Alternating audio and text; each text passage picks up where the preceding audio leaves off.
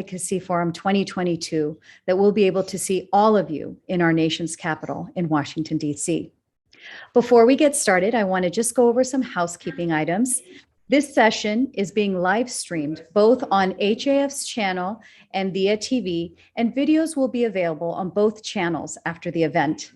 By participating, you agree not to record, share, or otherwise disseminate the presentation in whole or in part without the express written consent of the Hindu American Foundation. We pre-recorded our conversation with Dr. Bahar Jalali, so we will not have an opportunity for questions and answers, but we will be sharing important links related to our advocacy on Afghan Hindus, Sikhs, and the Afghan people for you to take action on. But before we jump into our fireside chat, I'd like to hear from Representative Don Bacon from Nebraska's 2nd District for a short message to all of us. Please be sure to follow HAF on social media at the handle @HinduAmerican and tag us so we can engage with you. We want to thank you for attending this year's Advocacy Forum. To find out more about our programming, sign up for our newsletters, and if you liked today's program and want to help support more, please consider a donation to Hindu American Foundation.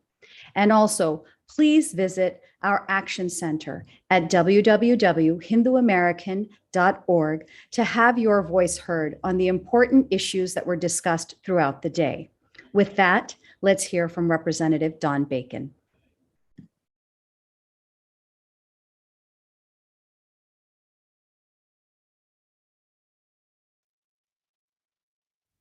Hi, I'm Congressman Don Bacon of Nebraska's 2nd Congressional District. I'd like to welcome you to the Hindu American Foundation's 2021 Virtual Advocacy Forum. As a member of the House Indian Conference, I appreciate HAF's advocacy for strengthening the strategic partnership between the United States and India. Fixing America's immigration system, specifically the green card backlog, and combating the rise in hate crimes against Indian Americans. I look forward to addressing these issues in partnership with all of you, and I wish for a successful and educational forum for you. Thank you so much.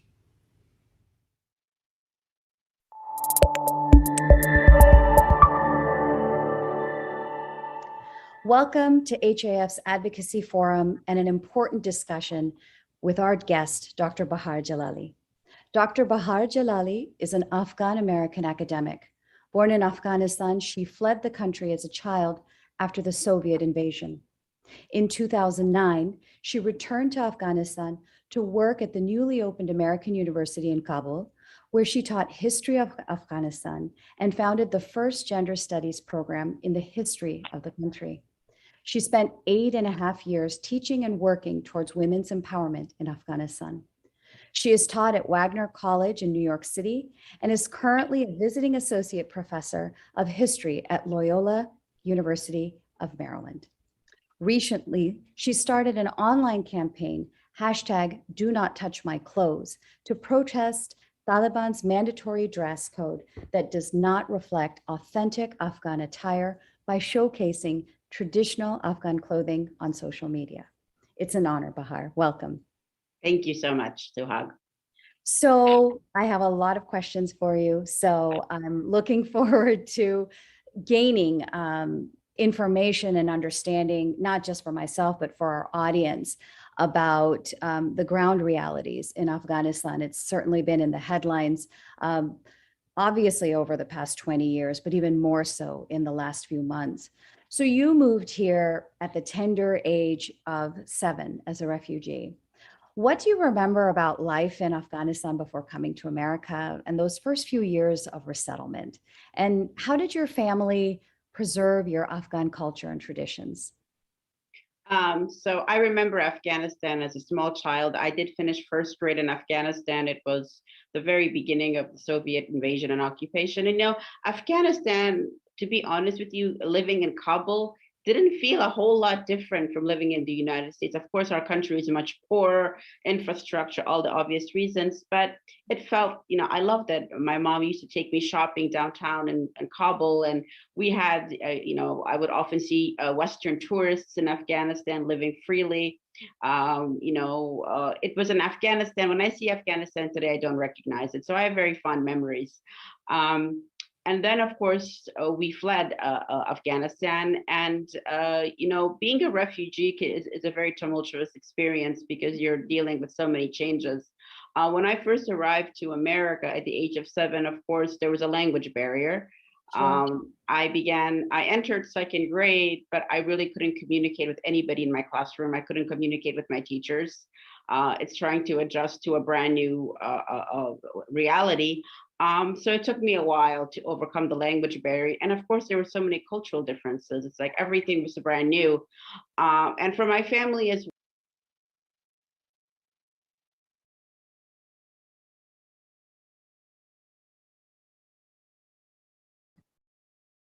It seems that some people are getting delays, so we'll just quickly restart that video.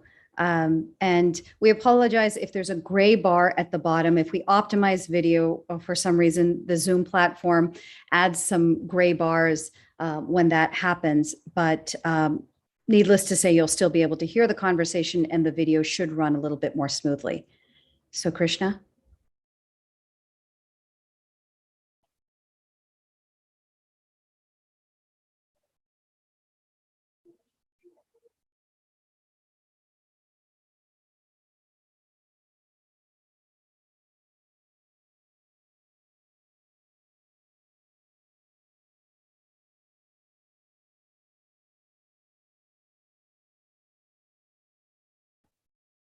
I think we're not able to hear.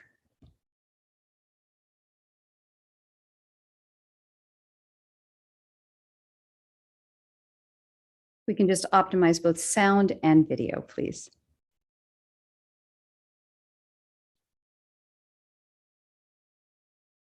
In the meantime, I would like to draw people's attention, our audience members, to the phenomenal work that our human rights team has been doing in shedding light on the situation in Afghanistan on the ground. Okay, are we ready? My clothes to protest Taliban's mandatory dress code that does not reflect authentic Afghan attire by showcasing traditional Afghan clothing on social media. It's an honor, Bahar. Welcome. Thank you so much, Suhag. So I have a lot of questions for you. So I'm looking forward to gaining information and understanding, not just for myself, but for our audience about the ground realities in Afghanistan. It's certainly been in the headlines, obviously over the past 20 years, but even more so in the last few months. So you moved here at the tender age of 7 as a refugee. What do you remember about life in Afghanistan before coming to America and those first few years of resettlement? And how did your family preserve your Afghan culture and traditions? So I remember Afghanistan as a small child. I did finish first grade in Afghanistan. It was the very beginning of the Soviet invasion and occupation. And Afghanistan, to be honest with you, living in Kabul didn't feel a whole lot different from living in the United States. Of course, our country is much poorer, infrastructure, all the obvious reasons, but it felt, I loved that my mom used to take me shopping downtown in Kabul, and we had, I would often see Western tourists in Afghanistan living freely. It was in Afghanistan. When I see Afghanistan today, I don't recognize it. So I have very fond memories. And then, of course, we fled Afghanistan. And, being a refugee is a very tumultuous experience because you're dealing with so many changes. When I first arrived to America at the age of 7, of course, there was a language barrier. Sure. I entered second grade, but I really couldn't communicate with anybody in my classroom. I couldn't communicate with my teachers. It's trying to adjust to a brand new reality. So it took me a while to overcome the language barrier. And of course, there were so many cultural differences. It's like everything was brand new. And for my family as well, it was just like trying to adjust and trying to make sense of where you are right now.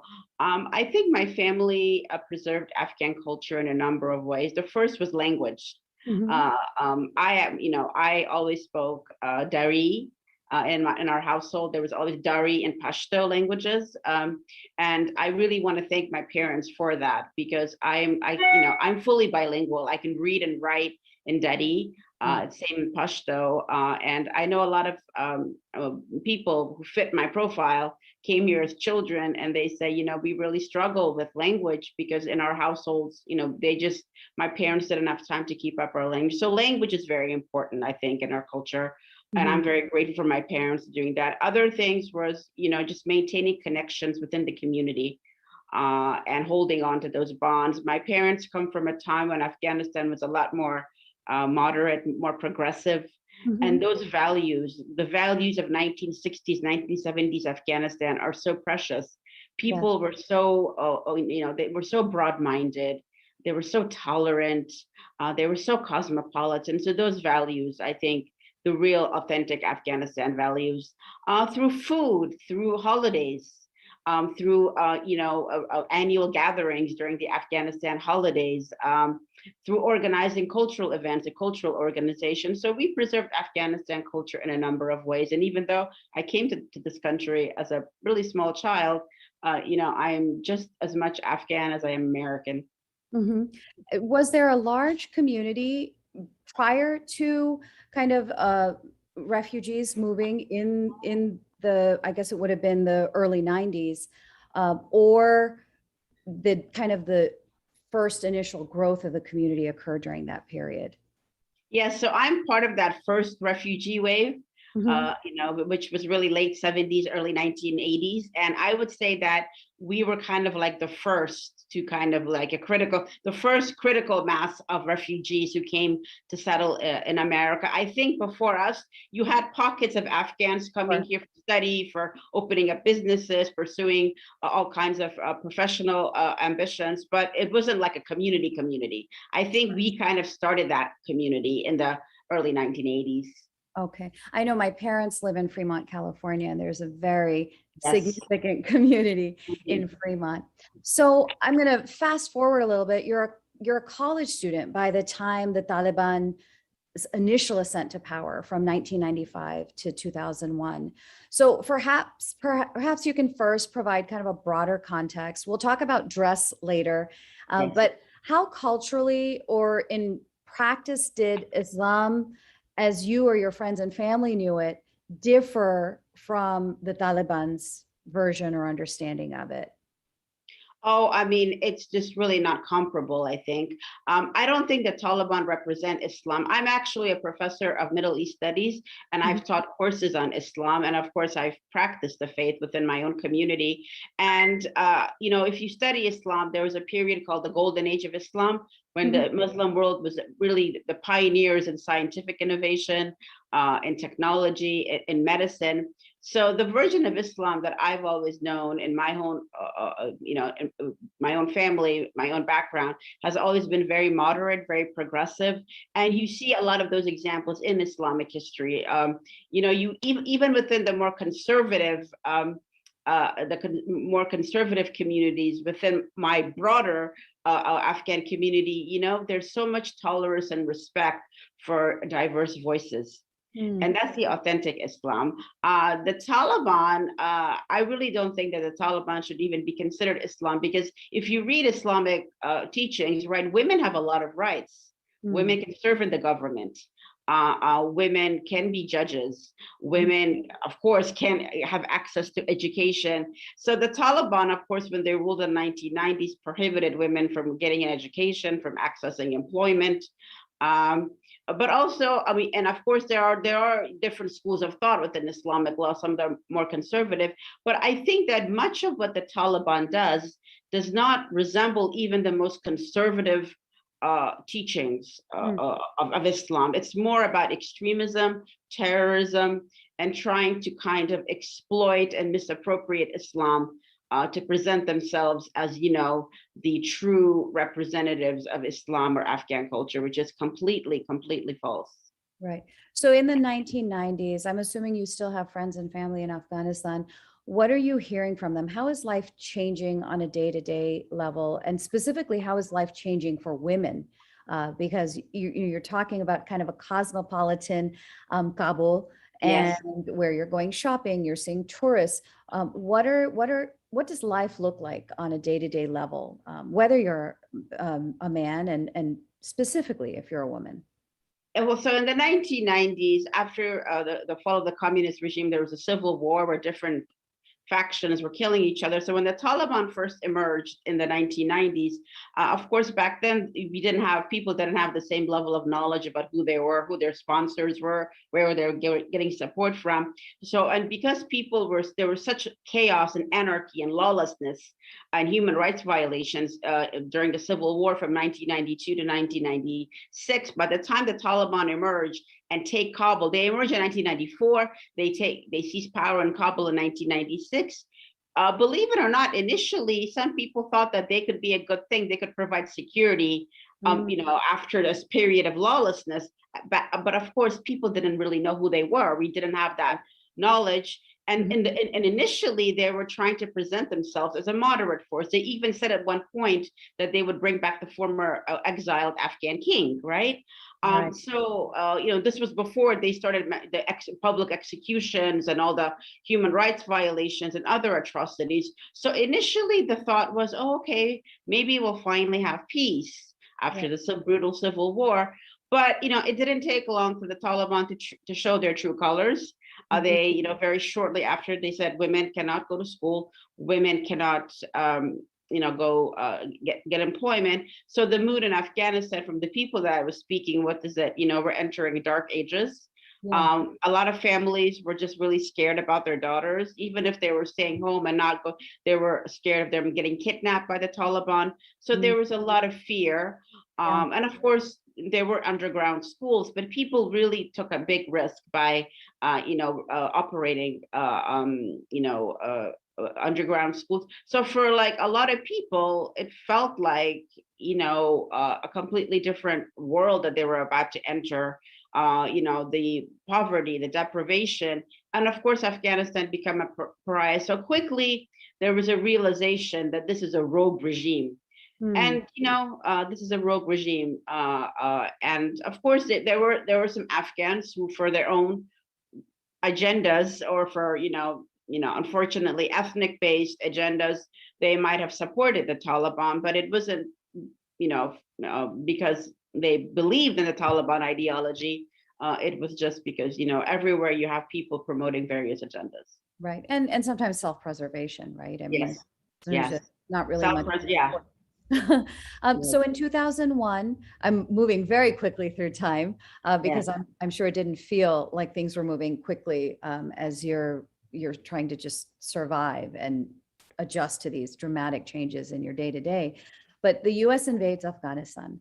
Life changes dramatically for both men and women, again, in both, turbulent ways, as well as maybe hopeful ways, as things maybe are looking to change and development and other things. At least funds are being poured in towards that effort, whether that occurred or not, or to the satisfaction of the people receiving and hopeful for change versus the people who are trying to implement change. That's an entirely different conversation. But we have at this point, 8 years into America's presence in Afghanistan, you return to join American University's new campus in Kabul and spent 8.5 years teaching history and starting the first gender studies program in the history of the country. So what was that experience like? Now you're like probably like me in the sense that I'm both Indian and American, Hindu and American.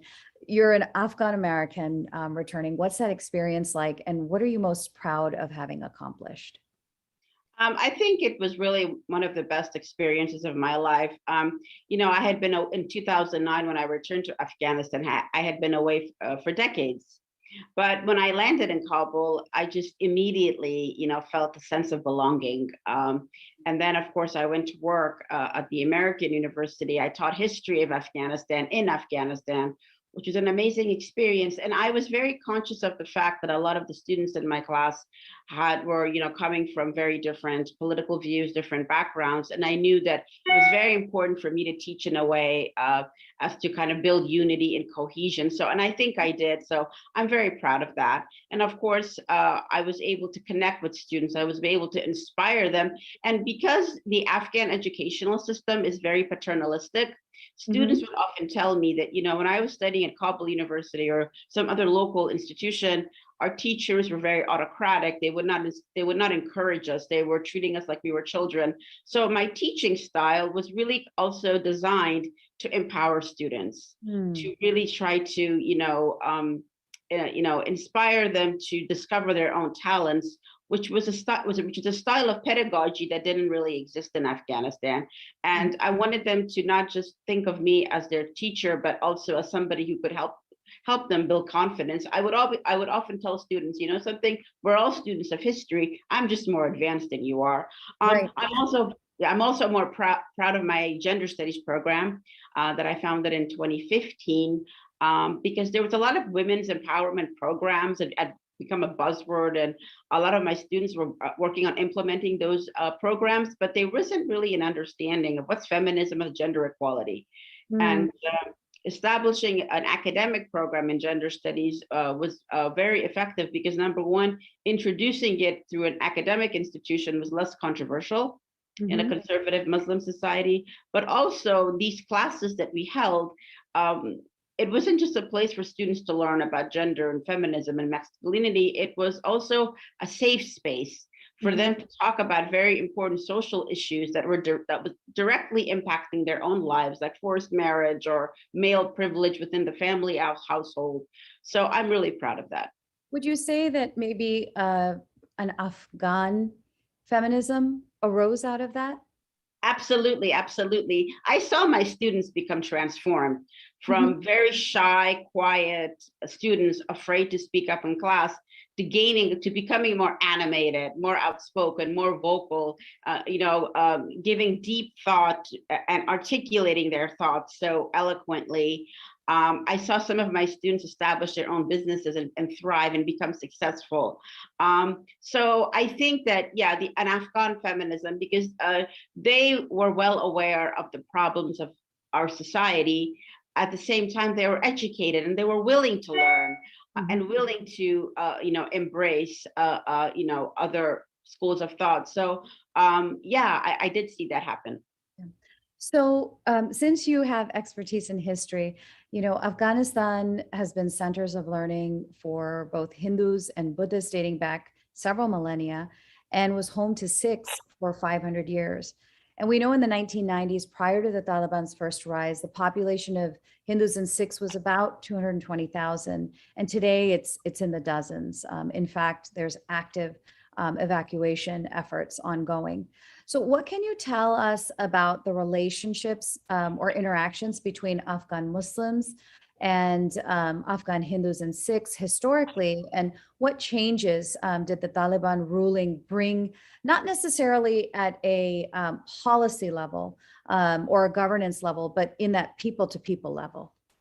I can probably speak for the overwhelming majority of Afghans that for us, Afghan Sikhs were never really seen as Sikhs. They were just Afghans. They were very active in commerce and business and trade. And so they were an integral part of Afghanistan. The relationships between Afghan Muslims and Afghan Sikhs has historically been very peaceful, very harmonious, very cooperative. And for me personally, and I know for a lot of other people, it's been absolutely heartbreaking to see them evacuated from Afghanistan. And as I've been saying throughout these days over and over again, what the Taliban is doing is an attack on our Afghan identity. The Afghan Sikhs are very much part of Afghan identity. They're very much part of Afghan culture. The Afghan Hindus, Afghan Sikhs, they're very much part of Afghan heritage. And now we're losing our heritage, losing our identity. So that's when I say that the Taliban are attacking all of these things, you see that manifested in the evacuation of Sikhs to India. Now, I'm sure I was very pleased to see that they got a warm reception in India, but for us, it's a loss. Yeah. It's a loss of our people. It's a loss of our identity.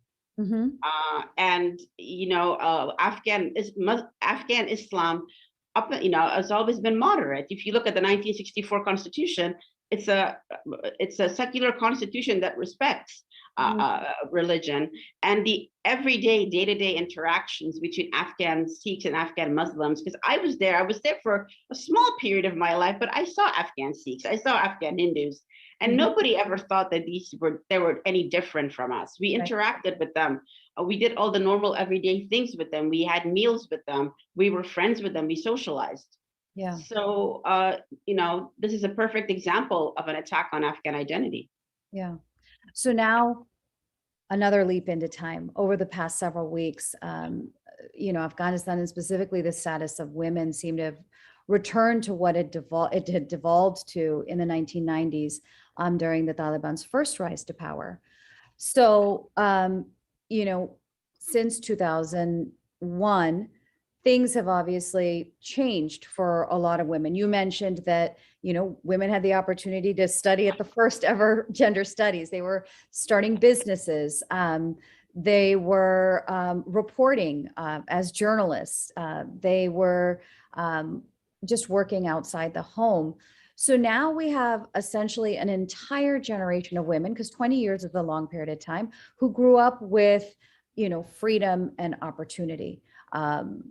At least in theory. So because there was a heavy presence of the US and allied forces. So that's why I mean in theory. So what's a young woman's mental state right now? And how might that contrast to, say, older women who had experienced life under Taliban 1.0, and now they're looking at Taliban 2.0? I think it's worlds apart.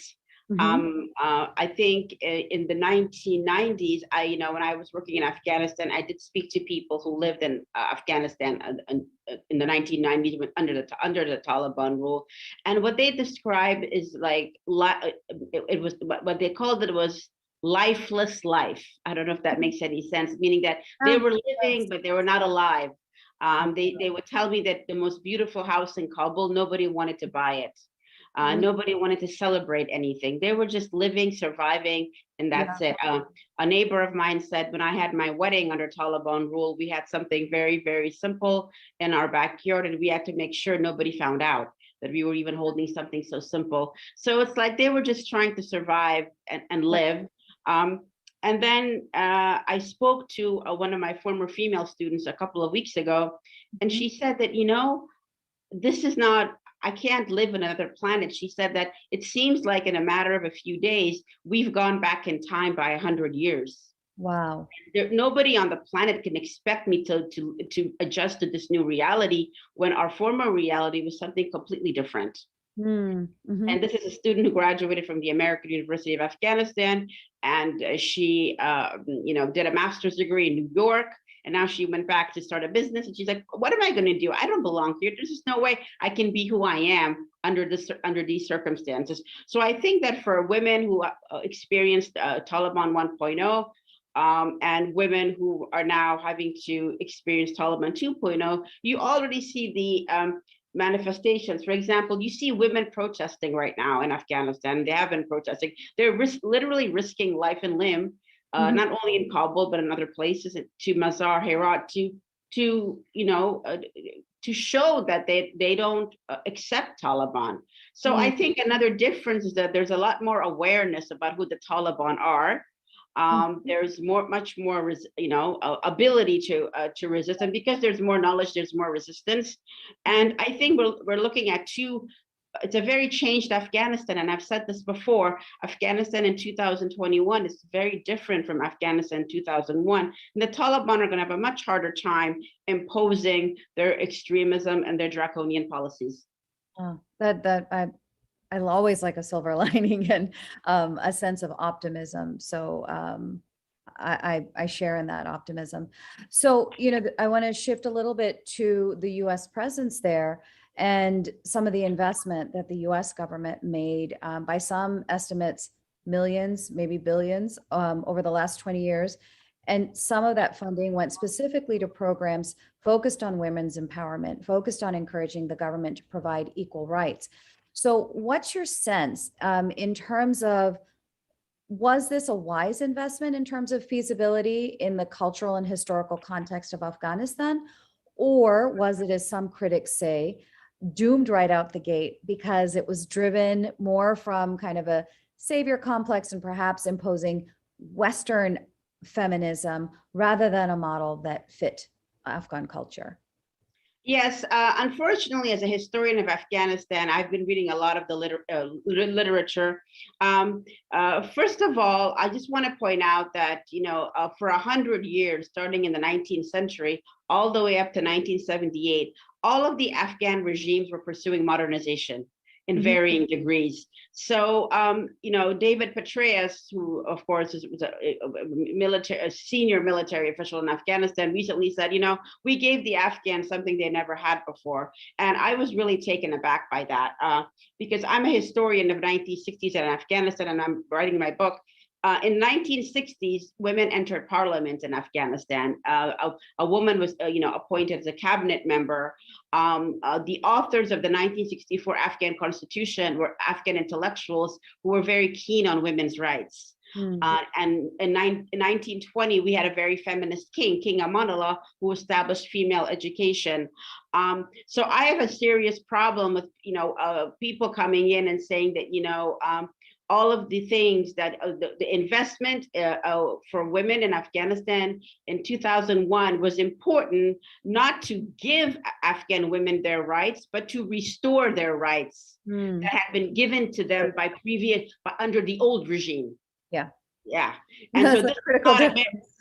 and this was not America coming in and handing them their rights. That had already been done under the old regime. And in fact, America empowered the marginalized Afghan Islamists, who were the ones who began reversing Afghan women's rights that had been established under the old regime. So I think that was a wise investment, but it was a restoration of their rights. I do think that there were some gains for sure, but I think that definitely much more could have been done, especially during the Ghani administration, when President Ghani was appointing a lot of women to senior government positions, but it was really a facade. It was more like window dressing. He wanted to gain legitimacy for his government by saying, hey, a first female Afghan ambassador of Afghanistan to the United States, first female Afghan ambassador to the United Nations. Well, he really needed to reach out to the ordinary women a lot more outside of Kabul. So there were gains for sure, but I think that it was limited to Kabul. It was limited to elite circles. And also a lot of the money that was invested never left the donor country. So when we talk about, so much money, well, where did the money go? So I do think that it was a really good investment to restore their rights. But I think that there were mistakes made both by the international community and sometimes not really monitoring how these programs were implemented, and also on the part of the Afghan government. And I feel that under the Karzai administration, there was really no seriousness. I feel like it was more like the Westerners pressuring them. And I think the Ghani administration took a different approach, just to let's appoint women here, there, everywhere. But again, it was just a shallow effort. So and this probably could be a conversation in and of itself, but maybe just briefly, what could the U.S. have done better or differently, both over the past 20 years and in its withdrawal? Well, I think that from the very beginning, they didn't have a coherent strategy. Their immediate aim was to invade Afghanistan and disrupt the Al-Qaeda terror network. And once they did that, they were like, okay, so now what do we do, right? There was no coherent strategy. The focus became, tactics without strategy. And then, of course, they outsourced security and peacekeeping in the provinces to warlords instead of taking direct charge of it themselves. I'm a strong believer. I think that the United States should have established a permanent base in Afghanistan. Because Pakistan will always be a predatory neighbor. I'm a strong believer in that. If you look at their past experience, present experience, and future experience, it's a problem not only for Afghanistan but for the region. I think that I think the Americans should have gone to the root of the problem, which is to address the source of support for the Taliban, which is Pakistan. Now, so that's very, very important. And I completely disagree with the withdrawal, because President Biden did not listen to his own national security team. He did not listen to the chairman of Joint Chiefs of Staff, Mark Miley, who said, keep this 2,500 light force. And it wasn't even a fighting force. It hadn't experienced casualties in a year and a half. It was just advising, training, and providing intelligence. So I agree. I wholeheartedly disagree with President Biden's decision. And I think he bears significant responsibility for what's happening today. Mhm.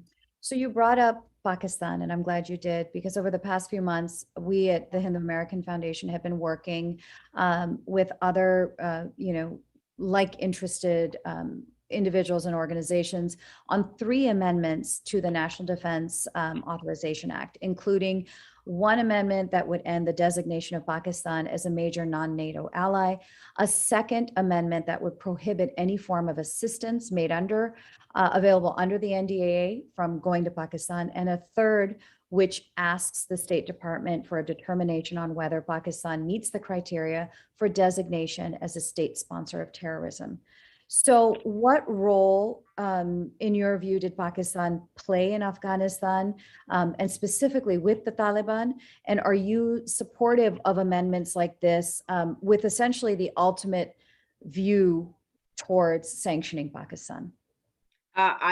I'd like to begin by saying I'm a very strong advocate for sanctioning Pakistan. I've seen what Pakistan has done to my country. So as a historian, Pakistan has always had a predatory, policy towards Afghanistan. In the 1970s, they were giving arms and ammunition to the very marginalized Afghan Islamists. And of course, the Taliban are basically a product of Pakistan military intelligence, ISI. You might have heard that the Taliban first emerged in Kandahar, Afghanistan, but there's increasing evidence by those who have worked for and done research in Pakistan, especially people like Sarah Chase, who have said that they first emerged in Pakistan. The foot soldiers, the overwhelming rank and file of the Taliban, are people who were born and raised in Pakistan, were trained in Pakistani madrasas, who were groomed by Pakistan's military intelligence, ISI. And of course, in the 1990s, Pakistan was only one of 3 countries that recognized the Taliban as the legitimate government of Afghanistan. So Pakistan, it's really hard to overstate Pakistan's role in sponsoring terrorism in Afghanistan. And now, fast forward to, and throughout the war on terror, 2001 to 2021, right before their seizure of power, Pakistan's duplicity in sponsoring terrorism, I mean, look at where Osama bin Laden was found, is established fact. So for me, it's just a huge question, what is the world waiting for? And of course, Pakistan's support for the Taliban, trying to be a partner with the US in the war on terror, and then going behind the back, they're not just hurting Afghanistan anymore, or India, or Bangladesh, they're hurting the United States and the world effort to root out terrorism. And of course, one of the reasons the US was not successful is because whenever the Taliban would engage Afghan national troops and coalition troops in Afghanistan, and they would suffer a loss, they would simply retreat back to Pakistan. So, and that was never addressed. They had that safe haven in Pakistan, right? So there's no way you could have been victorious when you have such a duplicitous partner and such a spoiler and such a predatory neighbor, which is also a nuclear armed aggressor. So here we are. What happened in Afghanistan on August 15th, it's not a Taliban takeover of power. It's much more than that. It's a Pakistani invasion of Afghanistan. Wow. So I am very much in support of these amendments, and I am waiting for the day when Pakistan will be sanctioned. Well, I look forward to working together on that, because I think it's important from multiple interests, as you said, Afghan interest, Indian interest, and American interest.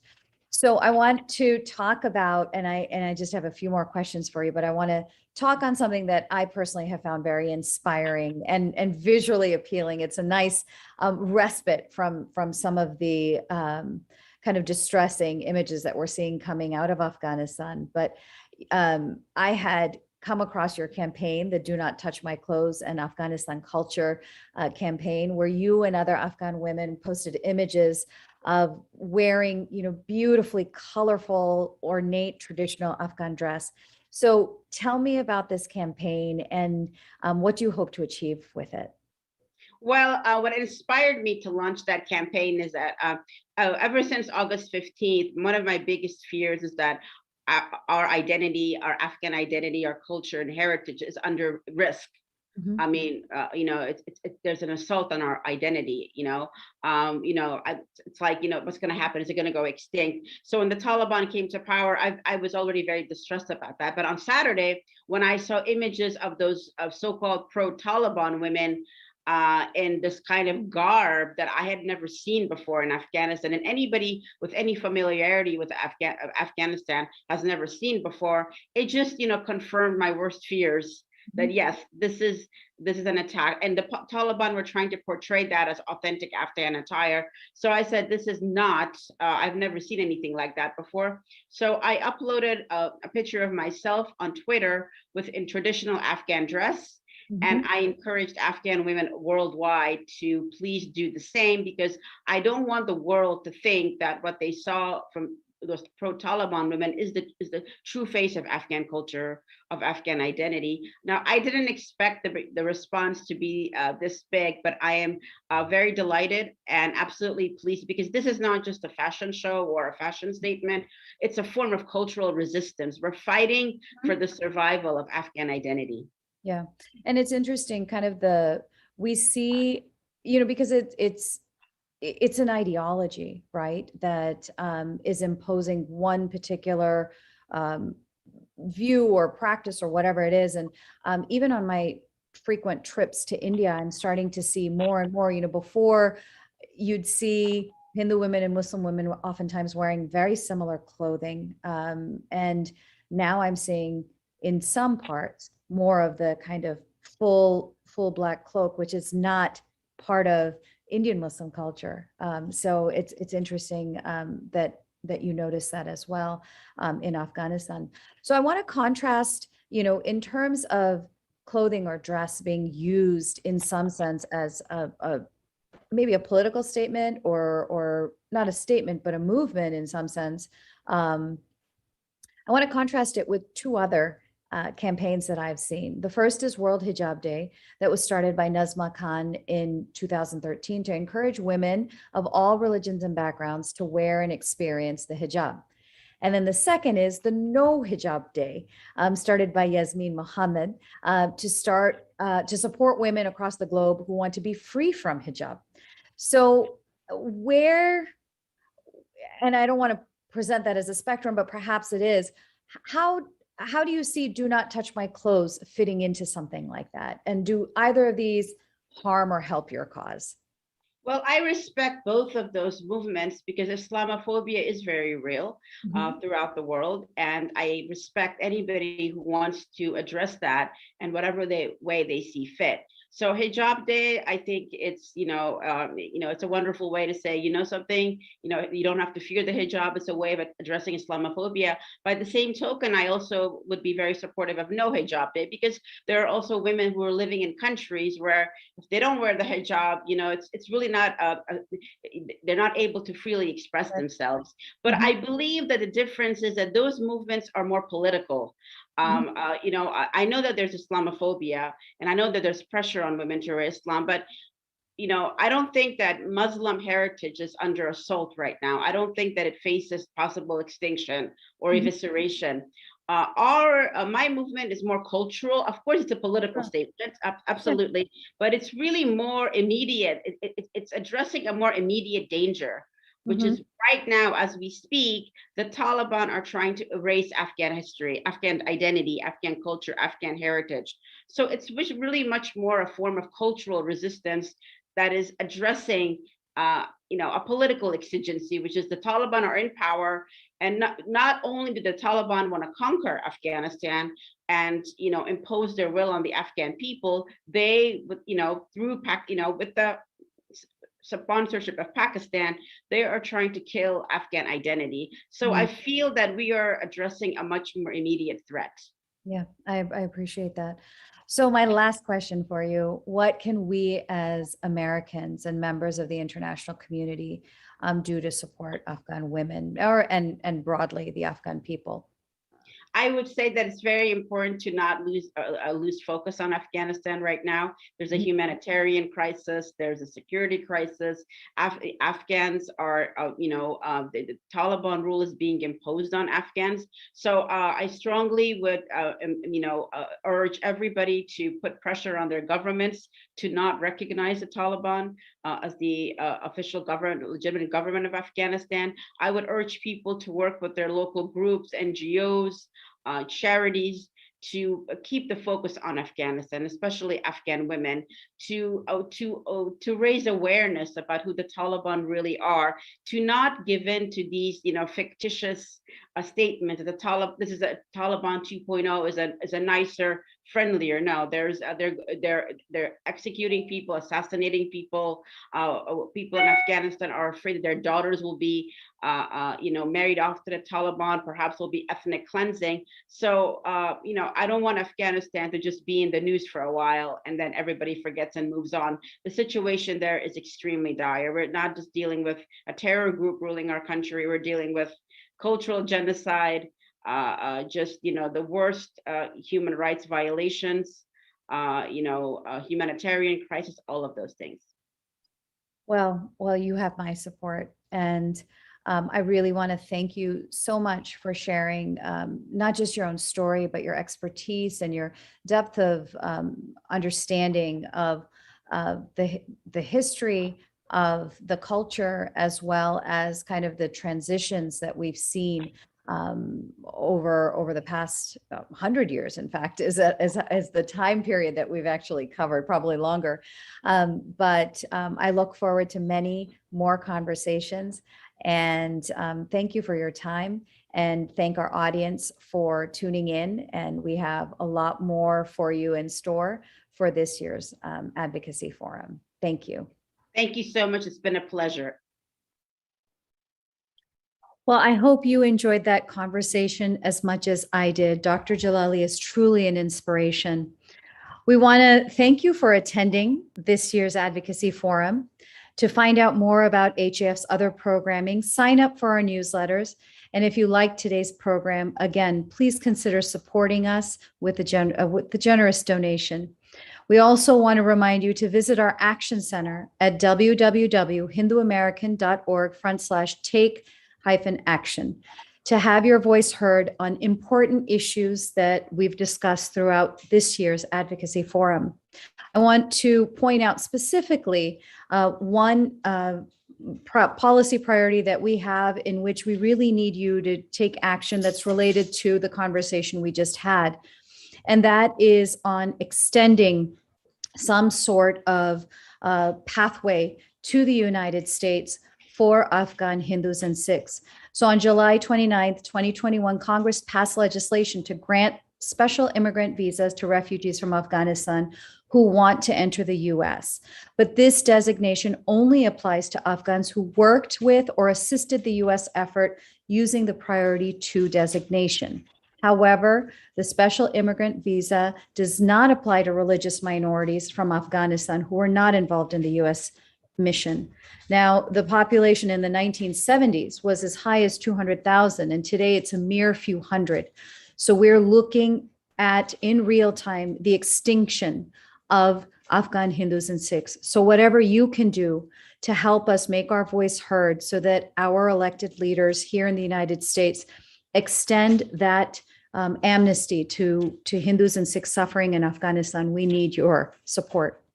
Lastly, I want to thank each and every one of our staff members, our board members, and National Leadership Council members from researching and keeping track of the issues that impact Hindus, not just here at home, but around the world, and cultivating the relationships that are necessary to advocate for these policies that alleviate suffering, to content creation, planning and executing programs and marketing, and of course, to all of you for your engaged participation and support. We couldn't have done it without every single one of you, as well as our staff members. So with that, it is my pleasure to conclude this year's Advocacy Forum. And with that, good evening and namaste.